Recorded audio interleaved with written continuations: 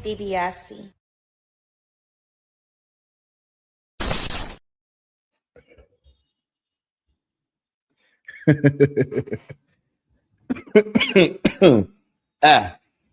Good morning, good afternoon, good evening, and good night, depending on whenever you guys digest this content. I thank everybody for pulling up yet again another one of these 420 sessions that we have. And this again is another live episode of the Offenders Initiative podcast right here on We the People TV. I am your illustrious host, Slave DiBiase, aka Tony Spark, aka Slate Daniel Richards, aka the Slaylian Cometh. And we are here today for another 420 session. Now, I know I've been a couple of days late for y'all. I had a lot of foolishness going on in my house.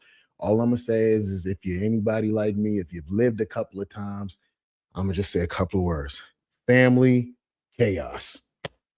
You do it like that, and you can just tell whatever happened or whatever. Tell me about y'all family chaos after the holidays, man. If y'all had any during or whatever, I would like to hear something like that in the comments. If y'all had any family chaos during these holidays, man. And we are here for another session, whatever. So of course, tell me in the comments what you're smoking on. I'm still smoking on this Tropicana cookies and Maui Wowie. I'm still smoking on that. We about to get a new pack, new reviews, all of that or whatever. It's definitely going down. But yeah, without further ado, you know what I'm saying? Y'all see the caption, man. Power Book 4 Force Episode 8 reaction. We're going to talk about Stranger Things Part 5, Part 2. And we got to talk about this Cyclops Avengers Doomsday snippet. How many of y'all been hearing around in certain corners of the areas of the internet that you done seen a snippet of the Avengers Doomsday trailer with Cyclops in it? How many?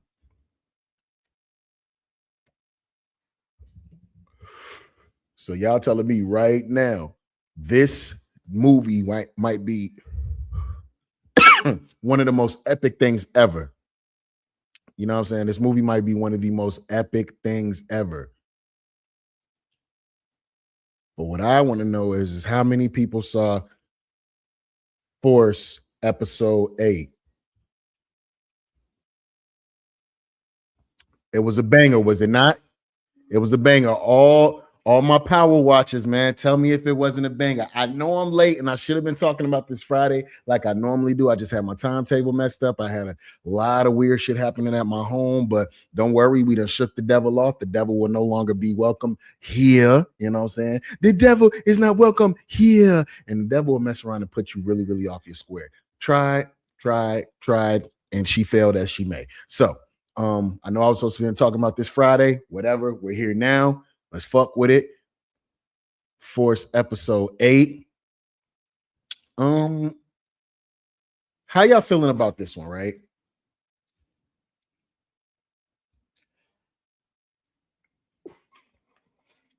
Bless me. How y'all feeling about this one?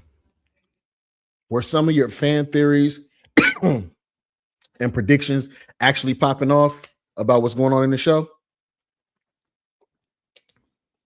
Don't forget to like, comment, and subscribe. Tell me some of those fan theories. All right. So we're going to do this with today we're going to be reacting by way of Movie Bot. No, not Movie Bot. We ain't going to do that. Let's go.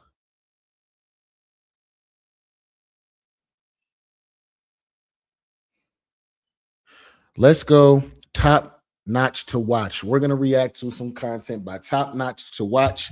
Everybody, please go give those good folks a like, comment, and subscribe. You know, make sure that you give them folks they just do. And without further ado, we're going to go ahead and check it out.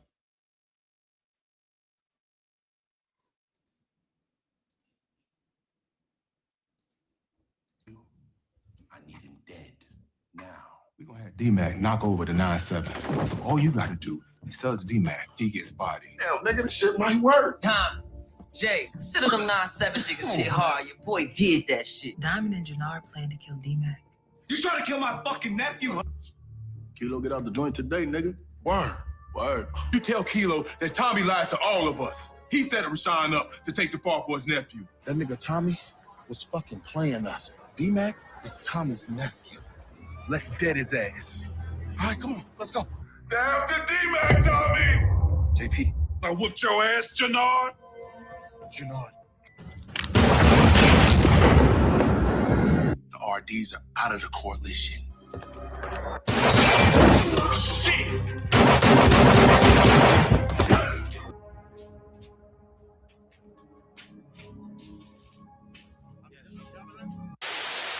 Hold up. Welcome back, Top Notch Gang, to another video where Hold up. Just off of everything that y'all just saw, you saw crackhead ass playing with your nose ass, junkie ass Jannard. He done killed King Kilo and his homeboy and JP. You got Diamond back on that drink, telling him to set Tommy up. Who does Tommy have a shoulder to lean on in the city of Chicago at the moment? Does he really have any allies? Because I really don't trust this Ashanti girl neither. I really don't trust this Ashanti showstopper girl neither, because she was definitely down with the whole play of getting D-Mac knocked off too. She was too. And I'm wondering if Tommy's going to actually find that out and go ahead and cancel Christmas on her as well, because she was definitely down with the plan. As a matter of fact, she might have been the person to come up with the plan low key. I know Diamond was the one who came up with it, but Ashanti was really down with it too. It's her fault. I don't care. But that's a lot to take in within the first minute and 5 seconds. So salute to Top Notch Watch. They giving you them pointers straight out the gate. here was season 3, episode 8 of Power Book Force, the full recap breakdown of everything that took place within this episode. And Force has been cooking. War has officially kicked off in the streets of Chicago. So in this video, we got to break down the major kills that took place within this episode. Those being Kendra, King Kilo, and of course JP. A lot of deaths that me and you guys saw coming. I saw a lot of you guys down below in the comments saying it was gonna be Kendra, so shout out to you guys for that. We gotta break down those 3 major kills, how they took place, as well as the new alliances that's formed in this episode. Tommy, Shanti, and Miguel. A lot of us predicted that. That's exactly what I wanted to happen, so I'm happy that took place. But also Diamond, Jannard holding on to the coalition, and what looks like in episode 9 they're going to be teaming up with the Marquez cartel. So everybody at that point is going to have chosen their side, and all hell is going to break loose. So without further ado, you guys go ahead and leave a like, comment, subscribe, let me know your thoughts and opinions on this episode down below. Give me your predictions for the final 2. We're going to break down and preview trailer more this weekend, but let's go ahead and get into this episode 8 recap and breakdown. So obviously we got to pick up from where we left off in episode 7 that connects us to episode 8. So as we know, Tommy ended up setting Jannard up to go to the club, acting like Sean. Again, if y'all look at this, if y'all look at her, this was unfair. Jannard got set up, man. He got set up. Shanti, baby, please don't leave Jannard. The man got set up. You a woman and you would have did this too. Come on now. She was gonna be there, get him back hooked on product and making him cheat on her. Then he text Shanti, of course, having her meet him at the same location, getting him caught up. This ultimately broke them up and led to Shanti revealing to Tommy that D-Mac was about to get taken out by Diamond and Jannard. They tried to set him up with the whole 9/7 situation, but they didn't know D-Mac was going to complete the mission. This, of course, led Tommy to go and confront them, get into that big ass fight with Diamond, and them kicking him out CBI. So with that taking place, they're basically fighting to poach, or he's poaching all the gangs and affiliations, the members of the coalition. Diamond and Jannard trying to keep everything intact. And because of this, they were able to poach Kendra, the girl who was selling for them inside the prisons and jails, because she didn't want to move fentanyl, but Diamond was forcing her hand, which Kendra, Tommy, and Shanti had in common. So Tommy and Shanti was able to see that, hey, she's someone we're able to take from her. So this led to the first kill we see within this episode, with Diamond killing Kendra for trying. Kendra came downstairs all bold, no strap, talking shit to them, talking about some, yeah, I'm rocking with Tommy and Shanti so stopping now. I ain't rocking with y'all no more. And she thought she was really gonna walk up out of there. Diamond is back to the old Diamond Sampson, the drunk one before he went to jail, which is why I say it's just befitting that at the end of all of this, he gonna end up going back to prison, and it's gonna be for life. And he might go to prison and get clipped in there. Diamond going back to prison is just befitting where everything that he got going on is just only befitting for him to go back to jail. I just see that because of all the recklessness that he's just involving himself in. Instead of going and seeking some therapy and talking about how that little boy dying and he feel like it's his fault, instead of talking that out, he's doing all this weirdo stuff that's in the end is going to be his downfall. For real, it was over for him when he killed that probation officer. We still don't know. Ain't nobody wrapped back around to that. Yeah, I think that might come back up. Trying to leave the coalition and go work with them, saying it's just business. So they kill her, and Diamond's like, fuck that, I'm tired of Tommy. We need to get rid of this motherfucker. Go back to King Kilo and tell him, because King Kilo got out of jail this episode. He said, tell him that it was D-Mac and that that's Tommy's nephew and that Tommy has been the one protecting him. So this, of course, leads Gennard to doing just that. And King Kilo was about to pop his ass right there on the... And he should have. 1 minute you telling me it's one person killed my nephew. Then another person is telling me it's another person that killed my nephew. Then you come back and saying, nah, it was the original dude who I said before. He actually was the one who killed your nephew. You right. Nah, if I'm King Kilo, I'm yoking you up too because I feel like you playing games out here. You know what I'm saying? Yeah, that's Big Baby Davis. Gotta remember that shit, nigga. That nigga's the proper gangster.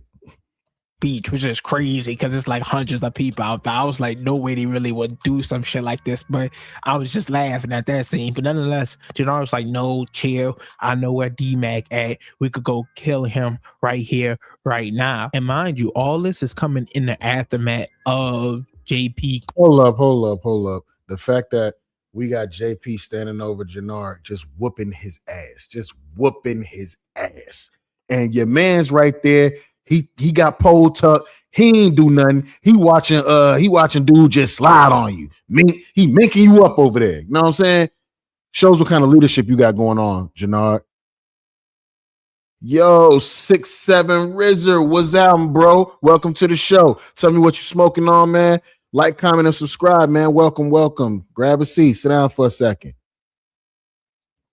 Go and beat up Gennard because he heard that Gennard tried to set up D-Mac. So JP went and beat him up earlier in this episode. So Gennard was already feeling. Beat him up is an understatement. Anytime you stand over a nigga and you just continuously minking their ass up, that's an understatement. Nah, Gennard, he beat your ass. Mop, me. He was standing over him. With the way that JP was whooping Gennard ass, it was like when them old school folks, when they be whooping your ass and talking to you at the same time when your mama used to whoop him. Now I done told you about that. Man, he was hitting him like that.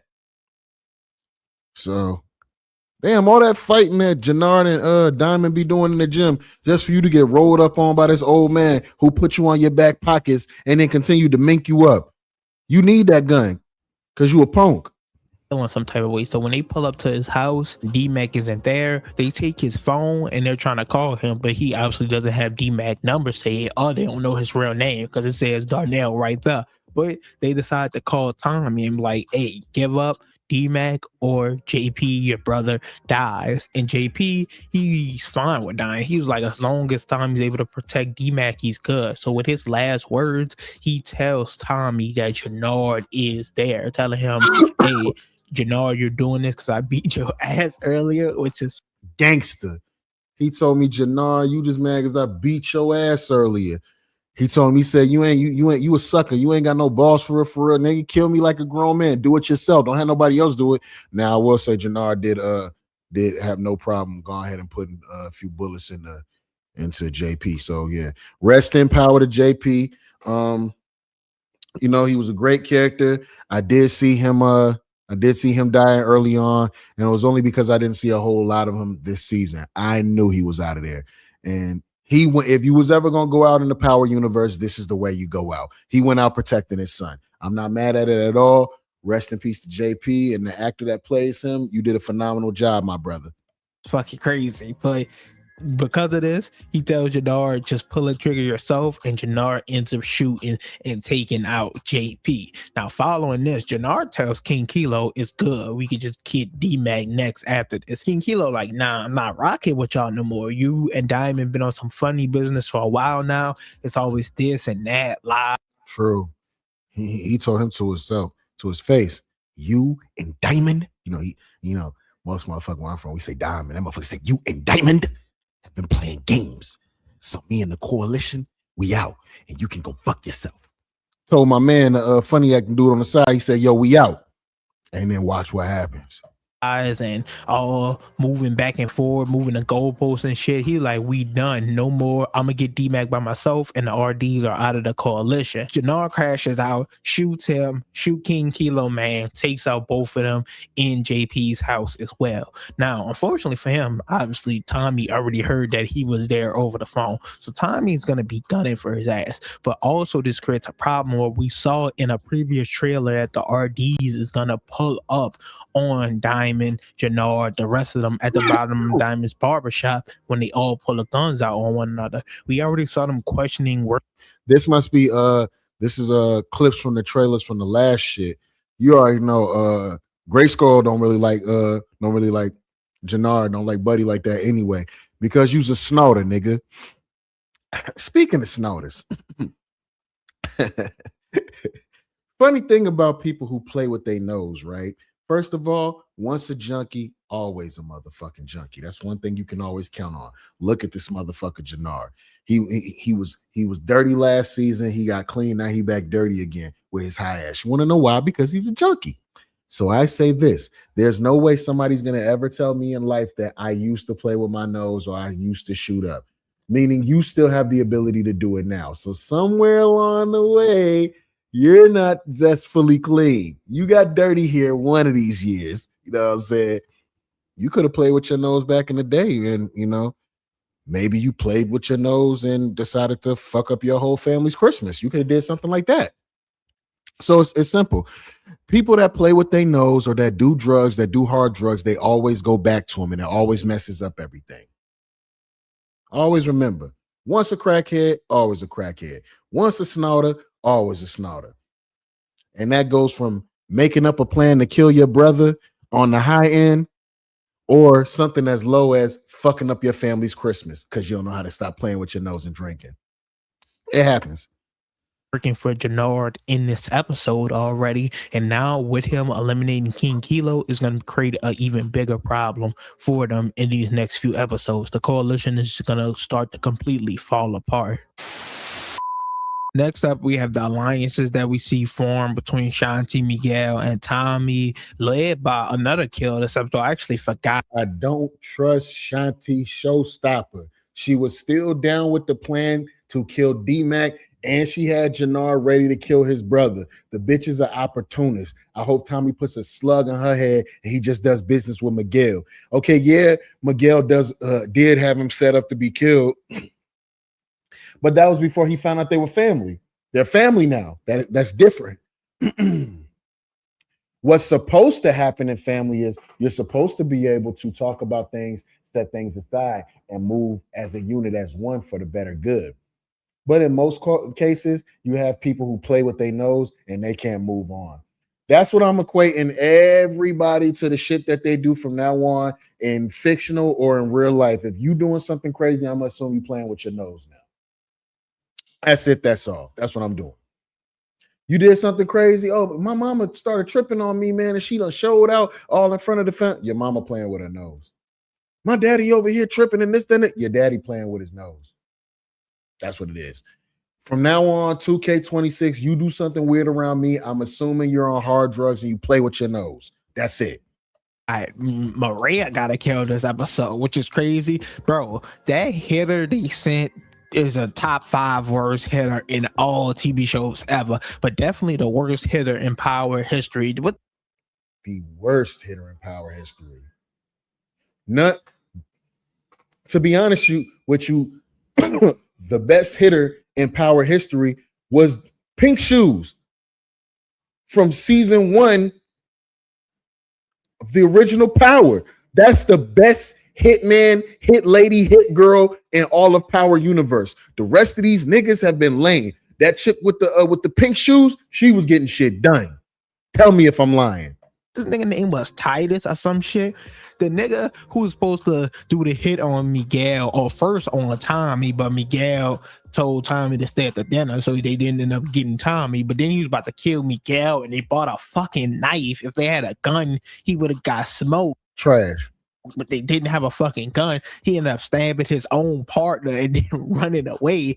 Then in this episode, they went and tried to take out Maria because they knew she was pregnant, knew she was dating Tommy, so they wanted to hurt Tommy and Miguel both at the same time. And this nigga couldn't even do that, and she got killed by her. This gotta be one of the worst hitters ever. She ran this nigga over like 4, 5, 6 times, right? It was crazy. But I say all that to say that this, of course, led to the alliance between Tommy and Miguel, which makes a lot of sense. Tommy in this episode went to meet up with Che. Che saying getting kicked out of CBI was a bad idea.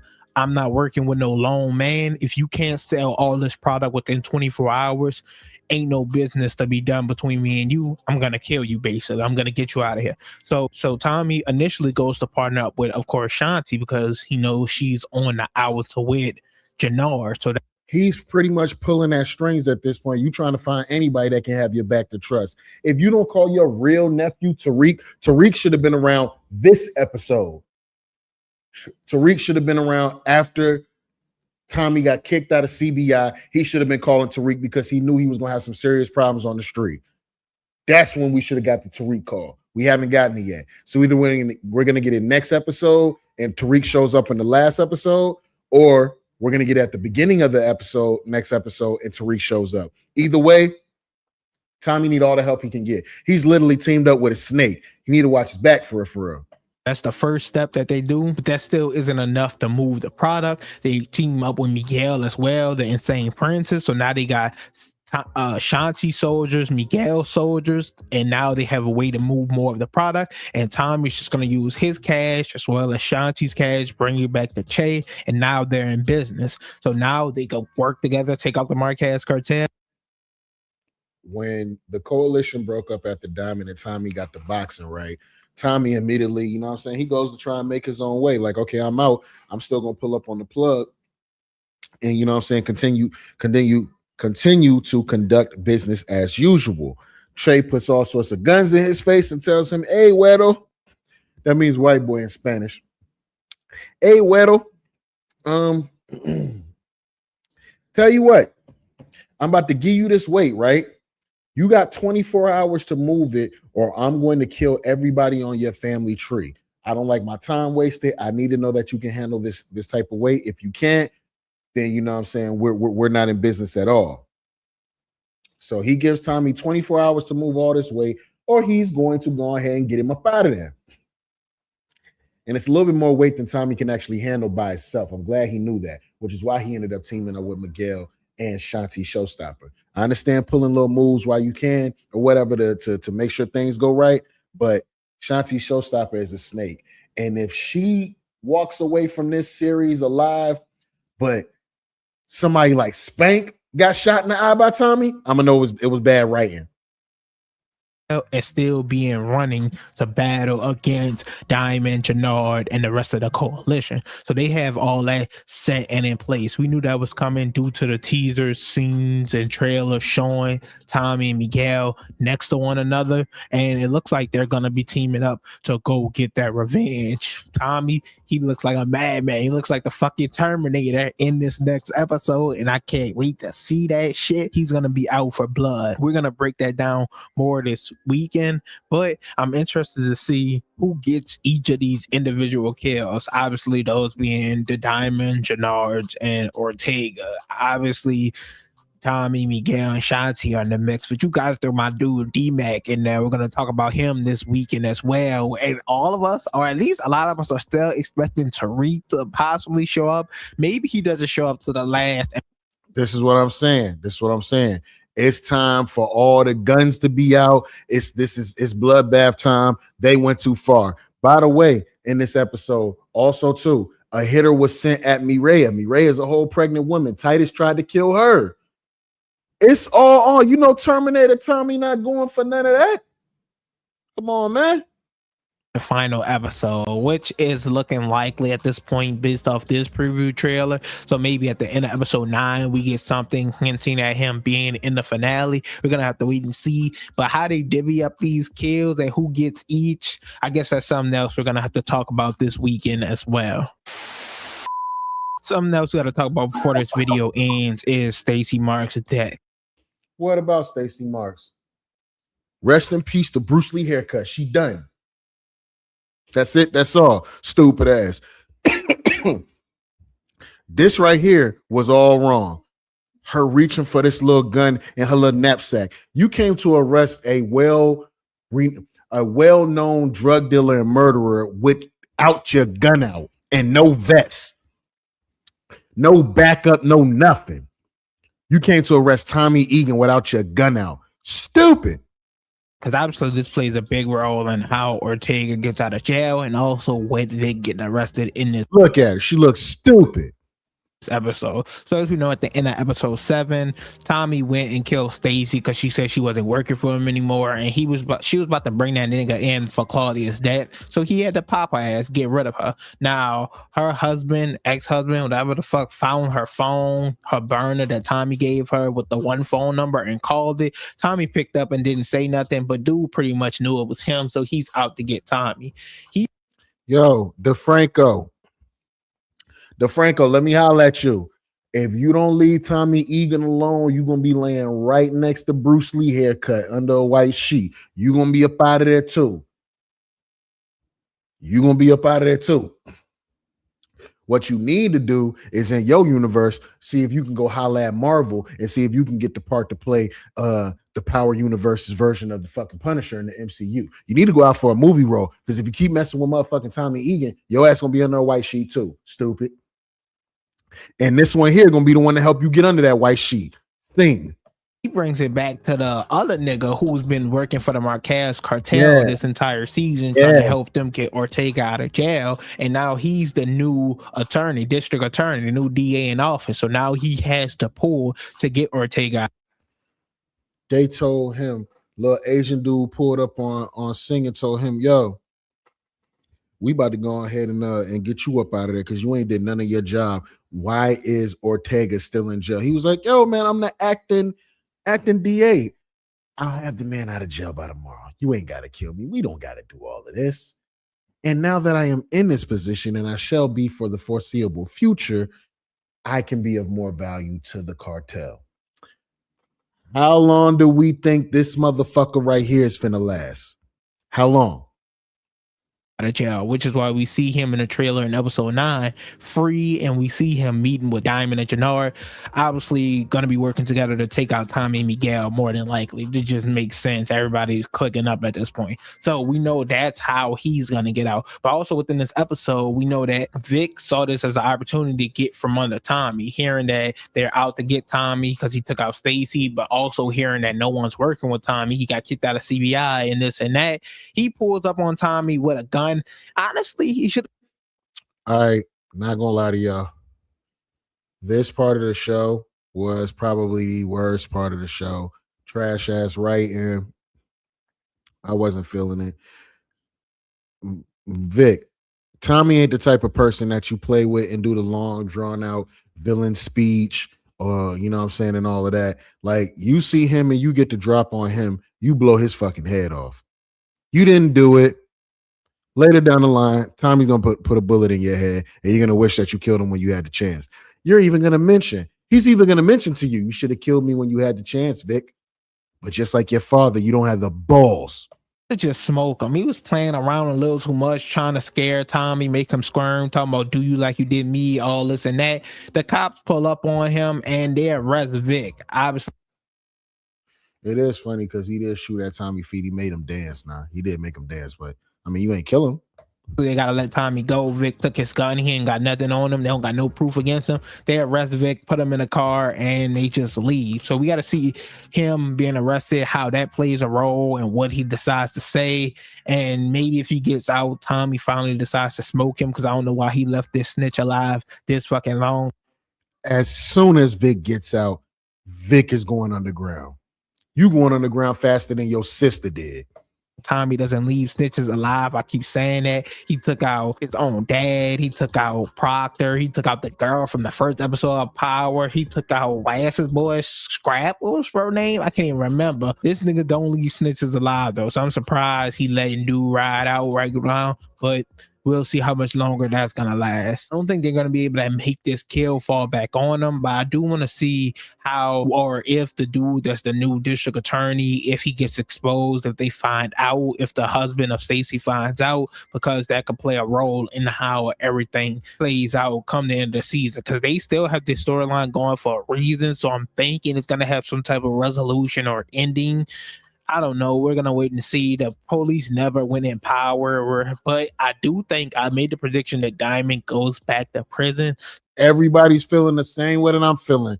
He got to go back to prison. There's no other way. It's just too much foreshadowing, foreboding. So maybe they serve him up some way, somehow. Could make sense because we know Tommy is leaving Chicago. That's something else we're just gonna have. With Tariq in the way, Tariq could be the one to put together some plan to get Diamond messed up and get him back in prison. You know, that boy's smart. To wait and see. I guess I'll make another video about that after episode 9, more than likely, to see how it could wrap up in the finale. Overall though, that's it for this video. I'm kind of sad this show is ending now. Like this is Okay. So I'm feeling what Top Notch to Watch says. Salute to them good folks over there. We love everything that they do over there. I am a little sad that this show is ending because it's finally starting to really heat up this season. Tommy's season was kind of meh, you know what I'm saying? It started heating up towards the last little bit of last season, and all of this season, this shit then heated up. So from here, we can't write down, we can only write up. So Power Legacy has to be fire. The last season of Raising Kanan has to be fire. Power Origins has to be fire. You don't write down, you write up. You know what I'm saying? So, man, y'all tell me in the comments what y'all think about that one, man. That was Power Book 44, Season 3, Episode 8. Man, it was fire. It was fire. We still in the sesh, though. Because we got to talk about Stranger Things. Stranger Things 5 Part 2 dropped on Christmas. It dropped on Xmas. You know what I'm saying? How many of y'all good folks was in front of your televisions and all that with your blunts, everything all rolled up, your non-meaneries in order, and you know what I'm saying? You partook in Stranger Things 5 Part 2. Mind you, the finale drops on New Year's Day. And if I'm not mistaken, I'm hearing something about this. They're supposed to be showing the finale in theaters. Let me check on that. Will the Stranger Things 5 series finale be shown in theaters?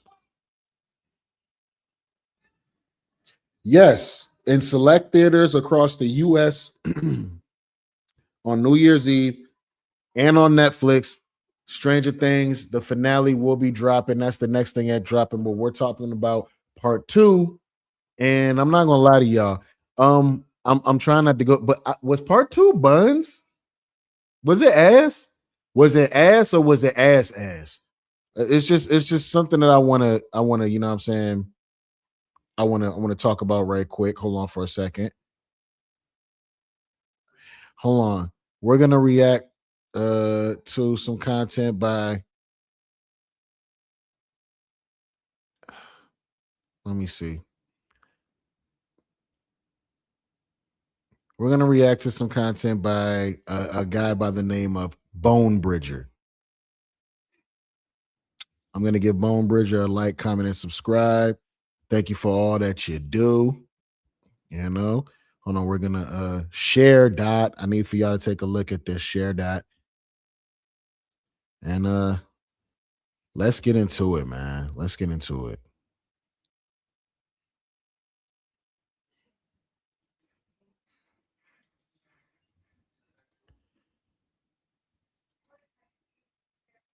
Yeah, let's get into it. Season 5 kind of sucks. And volume 2, Stranger Things. You gotta let him hear. You gotta let him say it all the way. And I must not be the only person that feels like this because he actually made a legit video about this. So let's get it. Season 5 kind of sucks. And volume 2 is where literally nothing happens. Well, nothing good at least. There is lots of bad writing. Cringy dialogue that kind of ruins characters. Wasted time because the budget on the show, $500 million, is really for the actor's salary. The big action moments are few and far between. And Vecna doesn't do anything. The bad guys are just losing easily. This show had 3 years of production time. So this is a frustrating letdown that is forgettable. Nothing actually happens in these episodes. And that's sad because Stranger Things was the last big epic show that everyone is watching. We all really care. We sit down to watch. We hope something big happens. We have that dread. That's a fact. That's a fact. It was between, as far as ending the year, Welcome to Derry, Stranger Things. That was what everybody was going to be watching. And the first half of Stranger Things 5, all up until the Will episode, all right. But yeah, it was slow moving. There was so much writing in there that you could have just took that part out and like, can we do something else? Type shit. It was, yeah, I ain't gonna lie. Stranger Things Part 2 was kind of ass. I ain't gonna lie. Something bad's gonna happen, but you don't need to be worried. There's no tension. No one's in trouble. There is no danger in this show because the writers were afraid to upset the fans. So this is a filler season. The last season of Stranger Things is a filler season. Could the last episode be great? It better be. So basically, this is just like the last 2 seasons of motherfucking Game of Thrones, just filler seasons. Complete trash. How do you start off fast and then you're wheezing in the back? Because this may not be final season of Game of Thrones bad, but it's nothing. It's like staring at a blank piece of paper. It's like a pancake with. It's not final season of Game of Thrones bad, but it's getting there. It's getting there. Because Lord forbid, after New Year's, because New Year's is supposed to be the finale when the final fight episodes, whatever it is, when that shit comes on. What if this shit turns out to be a big nothing burger? All this, nothing. Without butter on it. It's like a taco that's literally just the tortilla. Yeah, that sounds really bad. This is easily the worst season of Stranger Things, and they have to pull out something amazing in the final episode to fix what's broken. Because we've gotten poorly written characters that used to be written well. Eddie has to return as like a half vampire thing from this dimension and help them fight Vecna on some Avengers vs. Thanos type shit. This has to happen in order for all of this to be like made up for, because yeah, I'm not gonna lie, Stranger Things 5 is ass, bro. This shit not good. It's not good. Repetitive dialogue and scenes with the same characters over and over because they're trying to waste time, because they want these episodes to feel long, like you're getting your money's worth. We're not getting our money's worth. That $500 million went to the actors' wallets. It wasn't into the plot and big scenes. The military is a nothing burger. There's no real backstory. We finally got a line explaining why they're doing this, that they want to pick up more super soldiers by having 11 and taking her and people like her, transfer the powers to even more kids they can raise as weapons, basically. Yeah, so they're kidnapping women and like inducing them with these children to have babies that have superpowers. So yeah, no. Comic book villain evil, there's no depth to them. Let's talk about some scenes that are really frustrating. Everything with Vecna is frustrating. Vecna should have won this. If you follow any kind of good model to build tension, you need the bad guy to seem dangerous. Well, Vecna is easily that is a fact. Vecna should have won.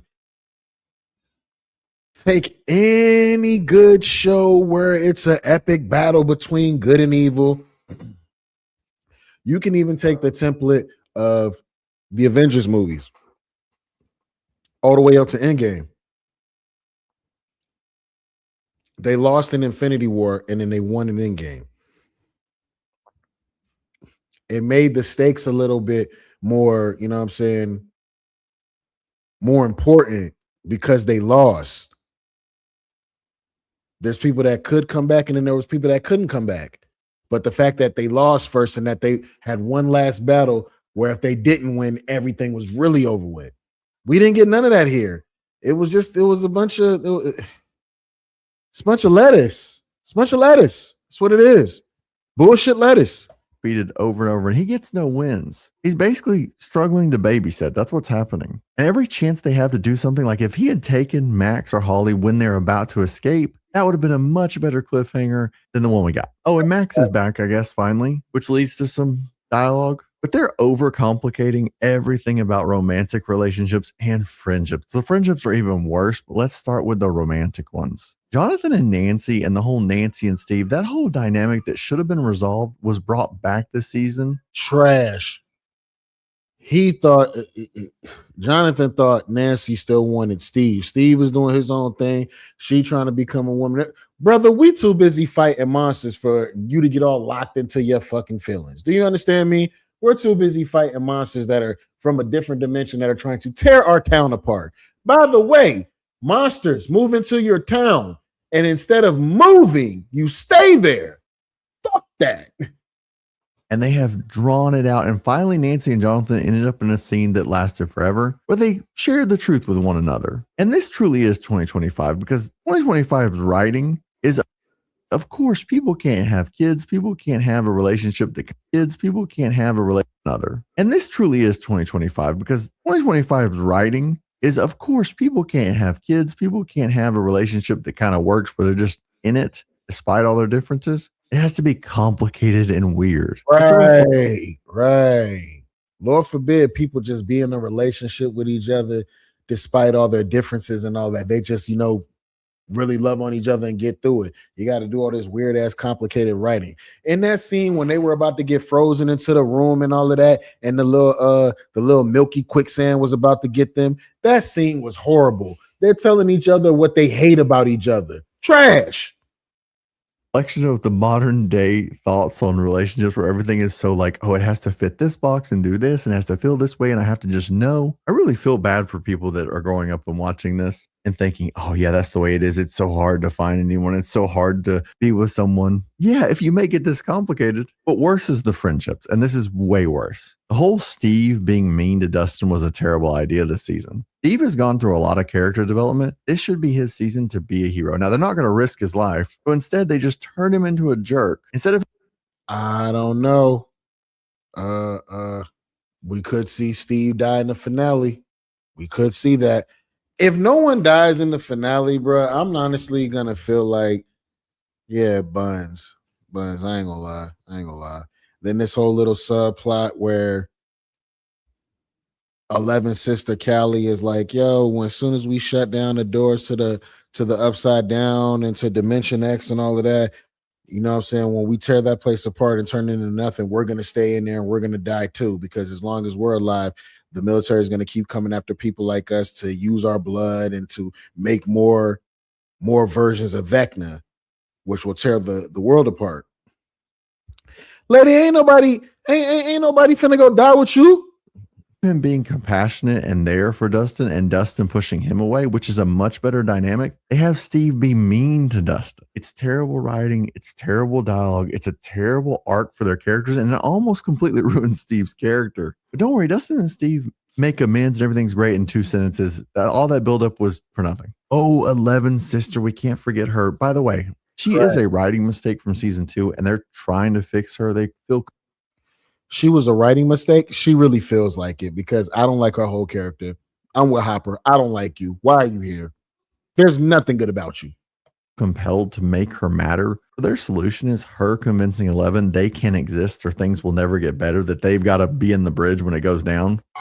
Trash. Also, that plan they have to take out Vecna, it's like a 2-second plan where they think taking out Vecna is the easy part, doesn't matter, no big deal. And that's because it is easy. That's what they've set up. That's what the writing has dictated for the finale. They've set it up that 11 and them can easily, with Will and everybody, can easily beat Vecna, especially after Will's conversation with everyone, which was... Do we think they're really going to do it like that, though? Will it really be that easy? I will say this. They've never all been in the same spot for like the last 2 seasons. It's always one team, one place, and another team, another place. They've never all been like right there with each other on some Avengers Assemble type shit. So it might be a little different to see that. awkward. The dialogue in this, the writing, how they did this, over and over repeat of what's Oh going on. my God. And this part right here, bruh. Oh my gosh, man. Yo, let me holler at y'all. The part where Will said he couldn't go on and be his true self and truly unlock his powers until he sat down all of his friends and family and told them how gay he is. How many of y'all have ever been to a family gathering and then one of your cousins pop up with the, I just want to let y'all know I'm gay as fuck, and then they hit you with the bro? We know. Now, can somebody please pray over this food, man? Please pray over this food so we can keep going, man. You gonna tell us some stuff we already knew, bro? We knew you was gay. This whole scene really should have just been Will and the friends, the original guys, and him telling them before they're about to leave, and like a private friend moment because they all started this together. But no, they had to do something different for this, and it didn't work. We've all known this was coming since episode 1. They referenced this in episode 1, but instead of him sharing this with his friends, it's on a big public platform scene before a giant. It's trash. Everybody in that room know Will gay. I don't know if you knew it was a big, especially your mama. Everybody knows, brother, especially your mama.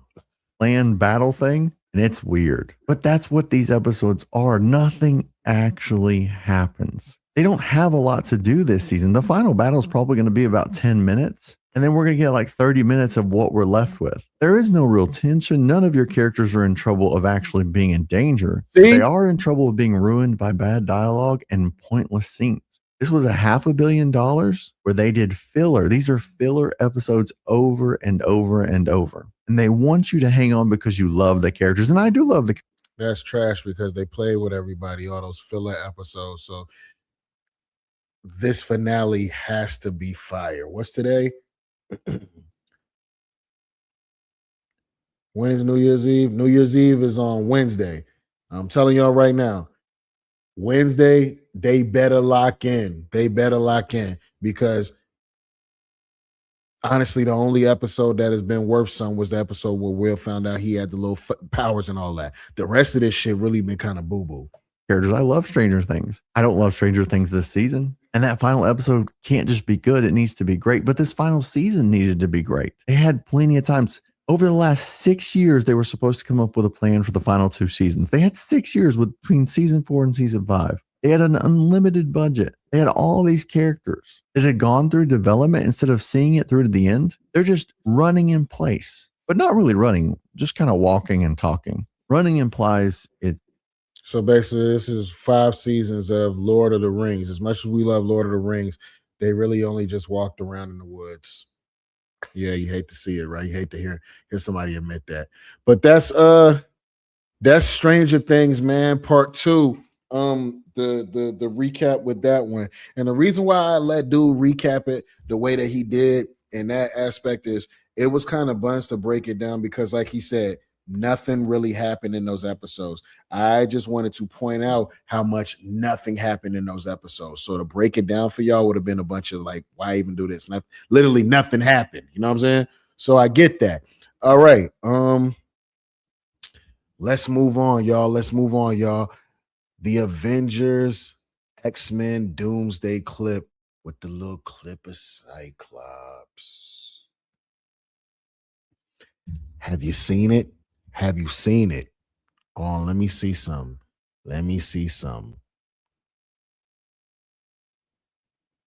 As a matter of fact, I'm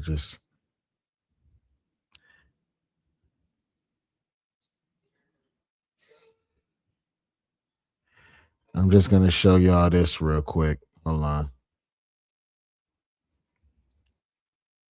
Just going to show y'all this right quick. And then we're going to have somebody talk about it.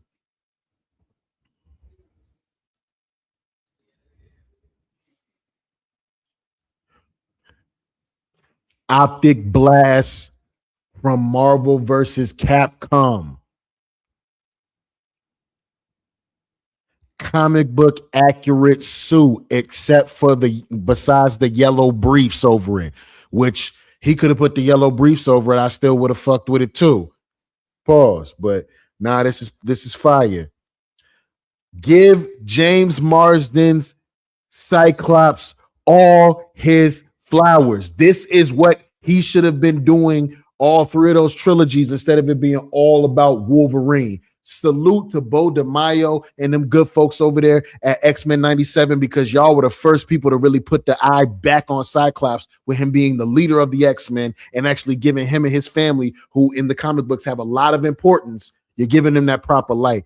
Cyclops was a beast in X-Men 97, and it looks like we got more to come just with this James Marsden clip right here. Tell me this ain't fire, y'all.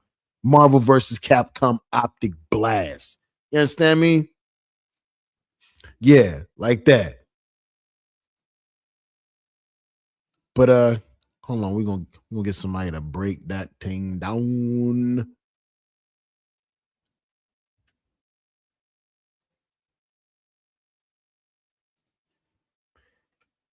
Let's see, X-Men trailer leak Doomsday.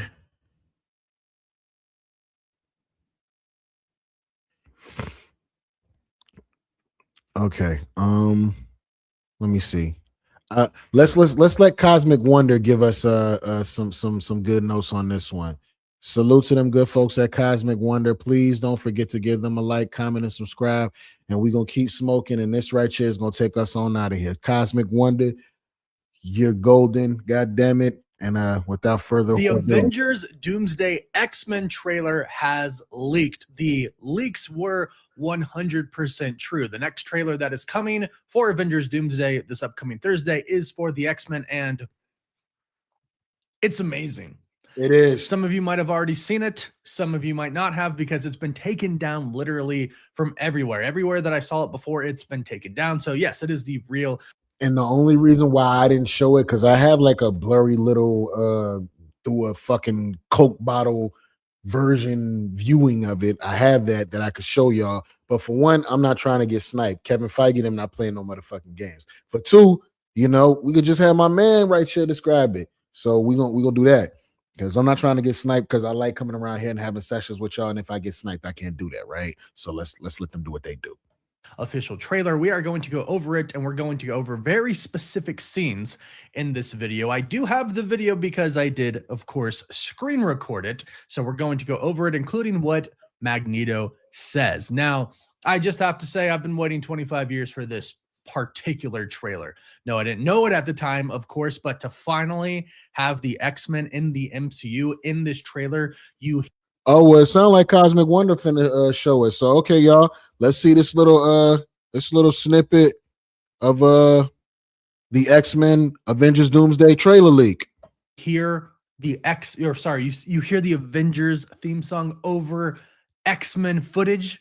You are literally looking at Professor X, Magneto, Cyclops, and you are hearing the Avengers theme song play a variation of it, and it's just amazing. Truly is amazing. I am more excited for Doomsday than I have ever been now. So I'm going to walk through scene by scene this trailer and talk about what it means, because there are some very important things here, and I think some things are a little bit different than we thought they were going to be. So first things first, over the part that shows Professor X, Magneto, and the X Mansion, Magneto is giving a monologue. He is speaking over it. And this goes all the way up to the point to where we have just an amazing Cyclops scene. But we'll get there. So it starts in the beginning, and Magneto speaking over it, and he says, "Death comes for us all. That's all I know for sure. The question isn't, are you prepared to die? The question is, who would you be when you close your eyes?" And what I find really interesting is right when he says, who would you be when you close your eyes, Cyclops takes his visor off and just lets out a massive optic blast. And in the background, everything is destroyed, and we can pretty much see optic motherfucking blast. Capcom versus Marvel, bitch. Hey, Russos, keep cooking. We got some months of reshoots and all of that. If y'all need to add some characters in, if you need to switch the story, keep cooking, God damn it. a Sentinel leg. Now, this goes with the leaks that we have seen for Avengers Doomsday on the set that we've seen for a while now. They were captured by Unbox PhD, who had a lot of drone footage and a lot of drone photos taken of the set of Avengers Doomsday when they were outside, and they had been reporting for a while. These were Sentinels we saw broken robot pieces, and they said these are Sentinels. Sentinels are going to attack the X Mansion. And Dr. Doom presumably was going to control the Sentinels with his sorcery. And I gotta say, if you're trying to show Doom's power, this is a pretty dang good trailer to do so, because it looks like it looks like Doom completely just wipes out the X Mansion. Like, if we're looking at this pic right here of Cyclops, I think everything is destroyed. I think the entire X Mansion. They're going to drop this trailer leak on Thursday. So next week, we should either see, I think we're going to see a whole like situation where it's all the trailers that we've seen thus far put together with maybe some sprinkles of some new shit in there. And then at the end or in the middle of that, we're going to see Robert Downey Jr. as Dr. Doom fighting, or he might be at the very, very end of it. So I can't wait to see it. And is destroyed. Just Cyclops is there in the rubble, and he just lets out this optic blast. And I hope he destroys all the Sentinels this way. But it looks like Doom comes in and really wreaks just a ton of havoc. It looks like pure chaos. But as we start the trailer to get there, we see the X Mansion, and it looks very old, right? So there's really only, there's only two people in this. Professor Xavier and Magneto. And I do think I have a thought on why nobody is there, and it's not as somber as this trailer actually is. If you watch the trailer, it is very somber. It does show, the plaque that says Professor Xavier School for Gifted Youngsters, but it's very old. It's very beaten up. This sounds like maybe a lot of the younger X-Men or a lot of them old X-Men are already dead, and Magneto and Professor X are actually living in this mansion together as brothers. Two men who stay together in very, very old age, brothers. Shows, some libraries and stuff. It's just really beaten down and dusty, and you can tell no one's in it. And no one's been in it for a while. Maybe just Professor X. But I actually have a theory about this. Because even Professor X and Magneto look pretty, worn down. They're not in their X-Men costumes. Magneto seems to be just kind of in a robe. His hair is very long. Professor X is rocking an X symbol on a jacket that he's wearing, which we saw a leaked photo of it before, and it does look pretty accurate. Magneto almost looks like he's rocking Big Lebowski / Fat Thor clothes, but I think there's a reason that they might be meeting here. I think because what we heard before from a leak says that Magneto has finally made his utopia, his mutant utopia, his Genosha. So perhaps all of the other mutants are actually there. And perhaps nobody really goes to the School of Gifted Youngsters anymore, and that might be for safety reasons or simply they're teaching over at Genosha. Who knows? But I think Professor X and Magneto are actually meeting here because they know something's about to go down, whether that's Professor X sensing it with his powers, using Cerebro, whatever it may be. Maybe they have somebody who can predict the future there. We don't know, but I think they're meeting there for a very particular reason, especially since Magneto is speaking over them, saying death comes for us all. That's all I know for sure. The question isn't, are you prepared to die? The question is, who would you be when you close your eyes? They seemingly know something. So I think the X Mansion comes and gets attacked, and then the X-Men, they see this and they come to aid. And I think Cyclops is one of those X-Men. I don't think Cyclops dies. I pray Professor X doesn't die. I've seen it too many times. You've seen it too many times. We've seen it too many times. Stop killing Professor X. Let him go live his life all with Myra McTaggart. Stop killing Professor X, please. But maybe that's why he is going to die. I don't know. But this is an amazing trailer, and it all leads up to just this epic moment with Cyclops. He is in, I would say, based on what we see here, the perfect comic accurate costume. It's an all blue suit, the strap going across, the X connecting the strap going down. I've heard he's not going to be wearing the trunks, which is always kind of a topic of discussion when it comes to superheroes wearing trunks. Like there was They could have did it. They just did it with Superman. If y'all would have did it in a way that it worked, we would have accepted it. the big Superman trunks debate when Superman first came out. I think it worked for Superman. It sounds like from what we've heard, Cyclops is not going to be wearing the trunks, which I'm okay with. I still think it would be cool. But as long as he's wearing the belt, which we're hearing is going to be wearing the belt, I think we're good. But a comic accurate Cyclops shooting a massive optic blast while everything is in ruin in the background and we supposedly see a sentinel leg right here, I'm all here for this. And so I Very fire. That shot was very fire. think I figured out what Marvel Studios is really trying to do. So Kevin Feige, once upon a time, it feels like it was such a long time ago now, and we're still a year away from Avengers Doomsday. So keep that in mind because that's part of Marvel's plan. But, you know, Marvel did say, Kevin Feige, the president of Marvel, did say that Doomsday is going to be about the Avengers, the Thunderbolts, the Fantastic Four, the Wakandans, and the X-Men all going up against Doctor Doom. Well, that's what they're kind of teasing us with right now. The first one was about Captain America. They're teasing us with Captain America because he's returning. He'll most likely lead an Avengers team. The next one was about Thor. He'll most likely lead an Avengers team as well. Then we get the X-Men one, which obviously represents the X-Men.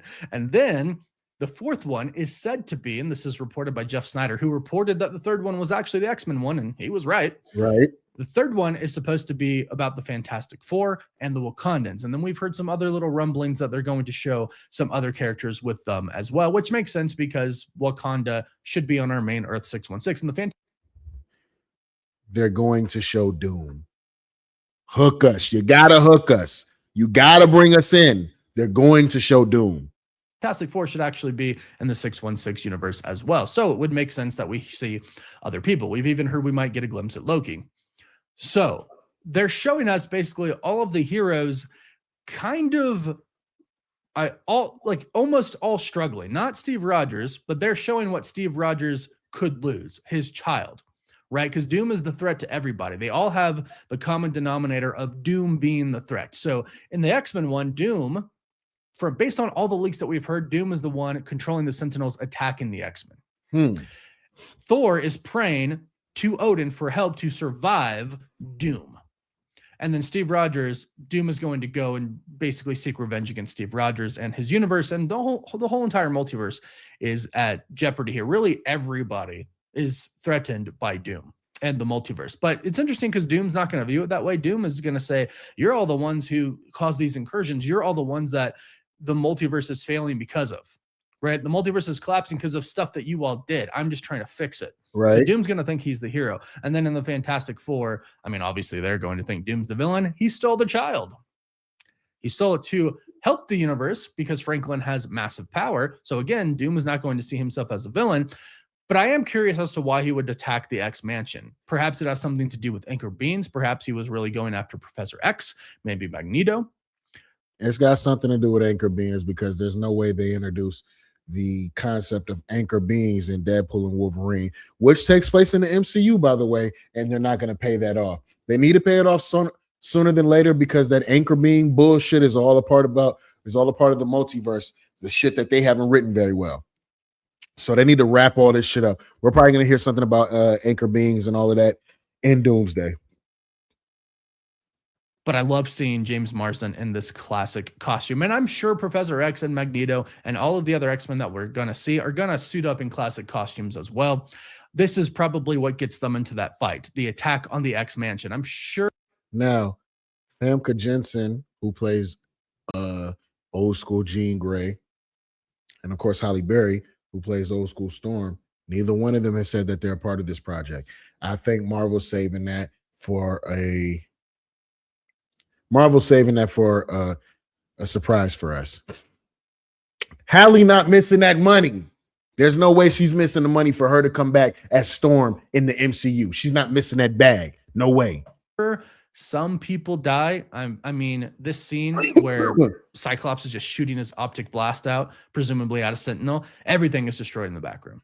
Everything is destroyed. So it looks like we're probably going to have some deaths. But I think Cyclops survives. I really hope, at least in the beginning, Professor X survives, Magneto survives, and they go on to be, the main X-Men team moving forward in Avengers Doomsday, because eventually they're all going to come together and fight Doom. And ultimately lose.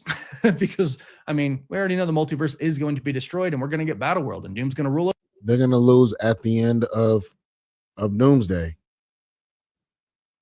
Now, it would be crazy if we, depending on how long this movie is, they spend half the movie trying to destroy Doom, and we get Battle World in the middle of this movie, leading into the actual Secret Wars. Over that, and that's what Secret Wars is. But this trailer is just phenomenal, and it's terrible quality. Somebody got it on their phone working at a theater or something like that. I can't. Okay.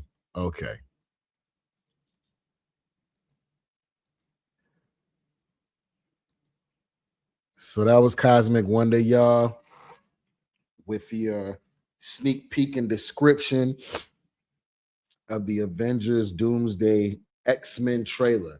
They said there's supposed to be a trailer about the Wakandans and the Fantastic Four coming the week after this one. So we're going to get the X-Men trailer this Thursday, and then next Thursday we're supposed to get the last trailer that's going to have, in my opinion, it's probably going to have everybody in it. We might even see Doom or Loki in the trailer as well. Y'all tell me how y'all feeling. Tell me how y'all feeling about this smoke session, man. Again, I'm sorry y'all was off my timetable. I was off for about a week from y'all. It's just a long story. It won't happen again. You feel me? But like, comment, and subscribe. Thank you for pulling up to the sesh, man. It's your boy Slave DBIC. Roll the fuck up, bitch. Keep smoking, and we out.